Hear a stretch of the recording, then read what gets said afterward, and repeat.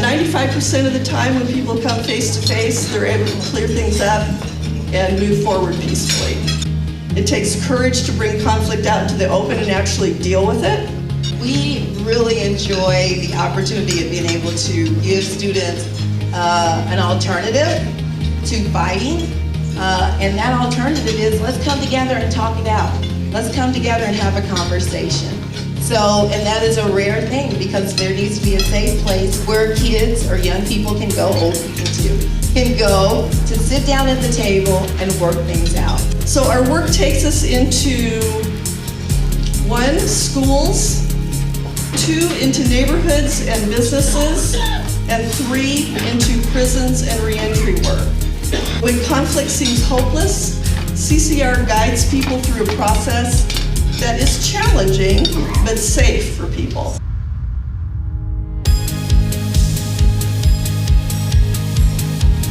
Because of these things, of what we're learning and what we know, what we think we know about shooting victims in Kansas City, we know we have to do more.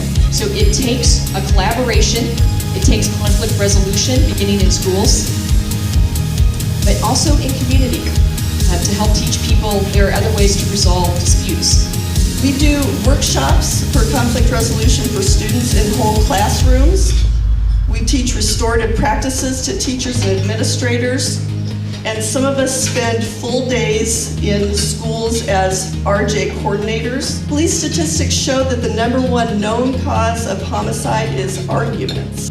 We had a situation where it was 5 young ladies that was having conflict with each other. Parents got involved and got on social media and started placing threats to one another about meeting up at local parks and having fights. There's a lot of things going on with each family below the surface. By the end of the mediation, everyone was hugging. I think I may have shed a tear or two. It was just an emotional process because, the families was like, hey, I'm sorry. I realize that you're going through some of the same things that I'm going through. Our mediations and facilitations and trainings are designed to bring out the best in people, and they do. He said because of the conversation we had in class and because of the choices, he started thinking, I've done that all my life. I need to make a different choice because I don't like where that's gotten me. And he said the reason he stayed in class was because he wanted to make a different choice.